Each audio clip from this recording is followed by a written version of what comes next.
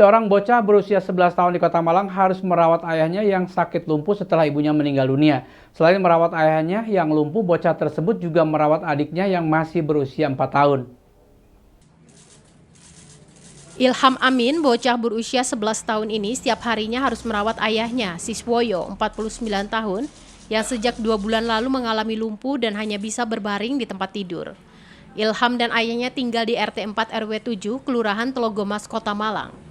Ilham serta ayah dan adiknya yang berusia 4 tahun sudah 8 bulan hanya tinggal bertiga. Istri Siswoyo meninggal dunia dalam sebuah kecelakaan di kawasan Pujon. Sejak mengalami kecelakaan tersebut, kondisi kesehatan Siswoyo terus menurun hingga akhirnya Siswoyo tidak bisa beraktivitas dan hanya berbaring di tempat tidur. Karena lumpuh inilah otomatis pekerjaan rumah yang biasa dikerjakan Siswoyo terbengkalai. Kini bocah berusia 11 tahun inilah yang merawat ayahnya. Selain merawat ayahnya yang lumpuh, Ilham juga harus merawat adiknya yang masih berusia 4 tahun. Sampurno Adiwijoyo, Ketua RT setempat mengatakan bahwa kondisi keluarga Siswoyo memang sangat memprihatinkan. Karena itulah, dirinya bersama warga sekitar bergantian dalam mencukupi kebutuhan Siswoyo, khususnya kebutuhan pangan. Setiap hari warga bergantian menyediakan kebutuhan makanan bagi Siswoyo dan kedua anaknya. Sementara itu, saat ini pengurus RT yang dibantu kepolisian dan relawan sudah membawa Siswoyo ke rumah sakit untuk mendapatkan perawatan. Sedangkan untuk anak-anak Siswoyo dititipkan ke panti asuhan selama proses pengobatan Siswoyo. Kalau sakitnya katanya sudah terasanya 8 bulan, tapi kalau kondisi untuk di tempat tidur kurang lebih 2-3 minggu. Awalnya kenapa Pak? Penyebab dulu kan pernah kecelakaan satu keluarga yang istrinya meninggal dunia. Jadi anak 2 sama bapaknya selamat. Nah mungkin setelah kejadian itu ada sakit di sini. Jadi kemarin diperiksa itu ada benjolan. Jadi untuk nunggu konfirmasi dari dokter rongsen. Nah, kemungkinan kalau tidak besok tunggu akan di rongsen. Rencana ke depan perawatannya? Kemungkinan dibawa ke rumah sakit. Jadi untuk penyembuhan dulu. Nanti kalau semua Pak Siswoyo dibawa ke rumah sakit, jadi anak-anak dititipkan di panti asuhan. Kemarin kita sudah konfirmasi ke panti asuhan. Selama ini seperti apa Pak? Kebutuhan sehari-harinya? Selama ini kebutuhan, alhamdulillah warga sudah punya kesadaran untuk membantu. Jadi tiap pagi ada tim relawan RT, tim kecil-kecilan untuk membantu makan anak-anak sama basis. Jadi tiap hari sudah ada. Dan donasi yang masuk juga ada, laporan itu pasti ada. Simon Alfredo melaporkan. Vaksinasi bagi warga Kota Malang gencar dilakukan. Di Paroki Kesatrian Kota Malang, sebanyak 500 warga antri untuk melakukan vaksinasi. Total sebanyak 4.000 dosis vaksin gratis yang disiapkan untuk disuntikan kepada warga di Kota Malang. Vaksinasi bagi warga di Kota Malang ini salah satunya digelar di Paroki Ratu Rosari Kesatrian Kota Malang, di mana setiap harinya sebanyak 400 hingga 500 warga yang mengikuti vaksinasi. Untuk vaksinasi yang dilakukan pada Senin pagi diikuti oleh 500 peserta. Warga yang hanya membawa KTP langsung dilakukan screening. Warga yang dinyatakan sehat langsung disuntik vaksin jenis Sinovac oleh petugas vaksinator. Kapolresta Malang Kota AKBP Budi Hermanto yang meninjau pelaksanaan vaksinasi di Paroki Kesatrian mengapresiasi jalannya pelaksanaan vaksin. Kapolresta juga menghimbau masyarakat yang belum vaksin untuk segera melakukan vaksinasi karena vaksin aman dan halal. Sementara itu, vaksin di Paroki Kesatrian akan berlangsung selama 8 hari, di mana total sebanyak 4.000 dosis vaksin yang disiapkan untuk disuntikkan kepada warga. Dengan percepatan vaksinasi yang dilakukan, upaya mencegah penyebaran COVID-19 berjalan efektif. Pelaksanaan vaksin yang dilaksanakan hari ini kan total selama 8 hari ada 4.000 dosis, hari ini 500 dosis. Nah kami melihat yang pertama siklus dari pelaksanaan vaksin, mulai dari entry data, cara merekrutmen, sampai dengan screening vaksin dan observasi ini berjalan baik. Ada pembedaan dan masyarakat juga melihat diberi tempat duduk dan sirkulasi udara yang bagus. Yang kedua dengan nakes yang cukup, itu terdiri dari 50 orang, sehingga dalam pelaksanaan vaksin nakesnya juga tidak terlalu kelelahan. Nah, yang tiga, fasilitas pendukung yang ada terhadap mereka yang memiliki tensi yang tinggi, terus termasuk mungkin mereka yang fobia terhadap jarum suntik ini juga dilakukan treatment oleh dokter sehingga siklus dari pelaksanaan vaksinasi ini berjalan dengan baik. Nah, kami juga berharap di beberapa masyarakat yang belum vaksin ini segera datang untuk vaksin. Simon Alfredo melaporkan. Menjelang berakhirnya pemberlakuan pembatasan kegiatan masyarakat atau PPKM level 4 Jawa Bali, status zona COVID-19 mengalami perubahan yang semula zona merah kini masuk ke zona oranye. Namun kasus COVID-19 mengalami fluktuatif atau naik turun. Tim evakuasi gabungan Kota Batu terus melakukan evakuasi sejumlah pasien isoman untuk menuju isoter. Per hari ini Senin, 23 Agustus 2021, warga isoman di Kota Batu yang evakuasi menuju fasilitas isoter YPPII di Jalan Indragiri, Desa Sumberjo berjumlah 89 orang. Jumlah dari tanggal 10 Agustus hingga 23 Agustus jumlahnya naik turun karena sebagian warga ada yang meninggalkan tempat isoter dan juga ada yang masuk atau dari isoman menuju isoter. Juru bicara Satgas COVID-19 Kota Batu, Oni Ardianto membenarkan sampai hari ini kami masih terus mendorong warga isoman untuk pindah ke isoter demi mencegah penularan dan klaster keluarga. Babinsa jajaran Koramil Kodim 0818 Malang Batu bekerja sama dengan polisi dan nakes melakukan penjemputan ke masing-masing rumah warga isoman.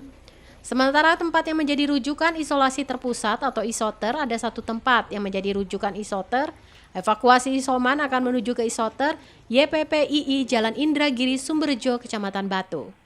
Hingga hari ini ada sejumlah 16 orang yang masuk ke isoter YPPII sehingga total pasien isoman yang baru masuk fasilitas isoter 23 Agustus 2021 sejumlah 89 orang. Juru bicara Satgas COVID-19 Kota Batu juga menegaskan penguatan isoter di Kota Batu bertujuan menekan angka mortalitas dan kemunculan klaster keluarga.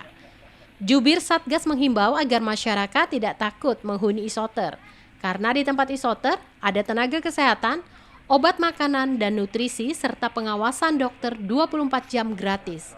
Untuk kasus konfirmasi secara penambahan harian itu memang masih fluktuatif.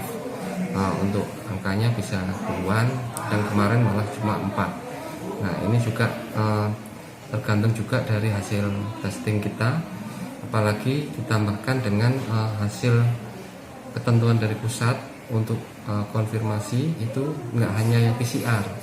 Sekarang sejak tanggal 11 Agustus kemarin sudah ditambahkan dari hasil PCR juga antigen, sehingga jumlah pasien yang konfirmasi, masyarakat yang terkonfirmasi itu kumulatif antara PCR dan antigen. Untuk perkembangan COVID memang tidak bisa kami katakan melandai, tapi tren perkembangan kesembuhan juga semakin naik. Kemudian bor sekarang kita juga sudah turun, terutama untuk yang ICU. Gitu. Yanto Yancong melaporkan. Terima kasih Anda masih bersama kami Info 7 Malang Raya. Upaya vaksinasi masih terus dilakukan untuk mengurangi tingkat penyebaran COVID-19. Direktur Penanggung Jawab Vaksin di salah satu universitas di Kota Malang, Budi Susatya menginginkan capaian target penyuntikan untuk dosis pertama dan kedua berjalan lancar. Vaksinasi yang dilaksanakan mulai tanggal 5 Juli 2021 lalu di salah satu universitas di Kota Malang sudah terlaksanakan sebanyak 24 kali. Tercatat ada 27.000 masyarakat dan mahasiswa yang sudah tervaksinasi. Sasaran vaksinasi tersebut disampaikan oleh Budi Susatya selaku Direktur Penanggung Jawab Vaksin adalah seluruh masyarakat yang berada di Malang maupun yang kebetulan berada atau yang berdomisili di Malang. Dalam pelaksanaan vaksinasi sendiri sudah bekerja sama dengan Dinas Kesehatan Kota Malang dan Badan Penyelenggaraan Jaminan Sosial. Budi Susatya mengaku dalam pelaksanaan vaksinasi sendiri tidak mengkhususkan untuk kepentingan internal saja, akan tetapi seluruh masyarakat yang ingin vaksin bisa untuk mendaftarkan diri secara online. Budi Susatya menargetkan dalam pelaksanaan vaksin hingga akhir Agustus mencapai 40.000 masyarakat yang tervaksinasi dan target rata-rata pada setiap harinya dalam kegiatan vaksinasi mencapai 2.000 masyarakat maupun mahasiswa. Hingga berlanjut bulan September untuk melanjutkan lagi kegiatan pelaksanaan vaksinasi dosis pertama maupun kedua. saat ini sampai kita sudah 24 kali vaksinasi. Alhamdulillah sudah ada 27.000 vaksin. Nah, kemudian siapa sasarannya? Kita adalah seluruh masyarakat Indonesia yang memang ada di Malang atau kebetulan ada di Malang. Jadi artinya yang bebas domisili. Tapi di dalam pelaksanaan kita juga kerjasama dengan Dinas Kesehatan Kota ataupun juga dengan BPJS. Ya, artinya bahwa pikirnya nanti itu sudah bisa terdata, sehingga data-data yang ada itu pun juga nanti akan bisa masuk di dalam cakupan Kota Malang. Tim Liputan Batu TV melaporkan. Akibat mulai berkurangnya stok apel siap panen di tingkat petani berdampak pada naiknya kembali harga apel. Namun sayang tingginya biaya perawatan perlahan banyak tanaman apel berganti dengan tanaman jeruk maupun sayuran. Naiknya kembali harga apel ini sudah terjadi sejak beberapa waktu yang lalu di tingkat petani. Naiknya harga apel ini karena stok apel siap panen yang mulai terbatas dan disambut lega para petani untuk membantu menutupi biaya perawatan yang tinggi khususnya untuk obat-obatan. Saat ini, harga apel di tingkat petani di kisaran 10 ribuan per kilogram untuk jenis mana lagi kualitas bagus yang sebelumnya berada di kisaran 7 hingga 8 ribuan per kilogram. Namun sayang, akibat faktor cuaca berdampak pada kurang maksimalnya hasil panen, baik kualitas maupun volume. Terlebih untuk bunga masih terjadi kerontokan akibat sering turunnya kabut pada malam hari. Menurut salah seorang petani setempat di kawasan Tulungrejo, Bumi Aji Batu menjelaskan, saat ini sudah semakin berat untuk mempertahankan tanaman apel, khususnya akibat tingginya biaya pemeliharaan dan perawatan. Dirinya khawatir dalam beberapa tahun atau puluh tahun ke depan, apel bisa punah dari Kota Batu. Di lokasi lainnya masih cukup banyak buah apel yang mengalami kerusakan akibat lalat buah, sehingga buah membusuk dan rontok, baik yang masih berukuran kecil maupun besar, sehingga mengurangi volume hasil panen. Di tingkat petani masih bagus, iya, tapi barangnya yang sudah tidak. Berapa sekarang hampir? Sekarang mana lagi yang tingkat bagus? Mana lagi yang bagus sekitar 9.000 sampai 10.000 Pak ya. Ya. Untuk anaknya sendiri anak Pak? Anak 7.000, 8.000 anak. Pak, tapi untuk kondisi apelnya sendiri seperti apa nih Pak? Pohon apel sendiri Pak? Kelihatannya sebagian banyak yang kurang sebagian perawatannya. sekarang banyak yang dipotong, soalnya Ya, biayanya sudah tidak mampu. Seperti ambil contoh aja, seperti setelah itu bisa dipotong itu, contohnya seperti itu, tidak bisa soalnya tidak mampu, semuanya perawatnya terlalu mahal. Gimana? Biaya operasinya terlalu mahal. Ini satu berapa ini tidak ada, kira-kira 150 batang, biayanya ini tidak cukup 10 juta Mas. Iwan Hikmawan melaporkan. Terima kasih Anda masih bersama kami Info 7 Malang Raya. Menjelang berakhirnya PPKM level 4 dan kondisi jalan masuk ke Kota Batu mulai ada kelonggaran, berdampak pada meningkatnya volume kendaraan yang masuk dan meningkatnya pula jumlah pembelian bunga hias di Kota Batu. Kenaikan jumlah pembeli ini sampai 25% dibandingkan pada awal PPKM darurat berlangsung. Beginilah yang dirasakan oleh para pedagang bunga hias di Jalan Bukit Berbunga, Kota Batu. Kawasan jalan utama yang menjadi salah satu sentra penjualan bunga hias sempat sepi pada awal pemberlakuan PPKM darurat karena penyekatan jalan masuk ke Kota Batu. Menjelang berakhirnya PPKM level 4 dan sudah ada kelonggaran di beberapa titik jalan menuju Kota Batu, berdampak pada meningkatnya kendaraan yang masuk Kota Batu dan juga mulai ada peningkatan pendapatan para penjual bunga hias. Meningkatnya penjualan atau kunjungan warga luar kota yang akan membeli bunga disambut lega para penjual, karena selama awal PPKM level 4, pendapatan sampai 0% akibat tidak ada mobil yang lewat dan jalan sangat sepi. Menurut salah seorang petani sekaligus pedagang bunga menjelaskan, ada kenaikan penjualan karena banyak warga luar kota yang masuk atau melintas di Kota Batu. Walaupun belum signifikan, tetapi lumayan ada pemasukan serta optimis ke depan kondisi bisa ramai dengan catatan tidak ada penyekatan jalan. Di lokasi, para penjual bunga tetap beraktivitas tiap hari berjualan bunga dengan harga yang terjangkau, mulai dari harga 7 ribuan sampai ratusan ribu rupiah untuk jenis monstera.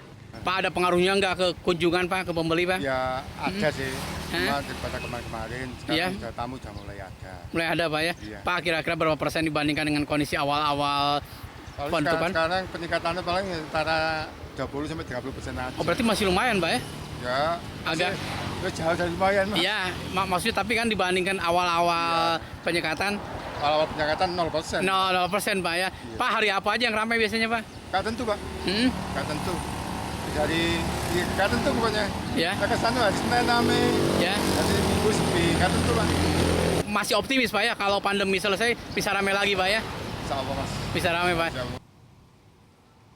Iwan Hikmawan melaporkan.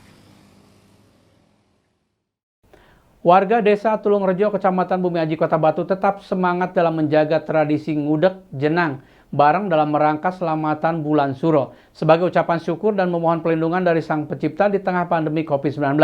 Selain untuk memperingati bulan Suro, juga sebagai wujud keguyuban dan kekompakan warga masyarakat.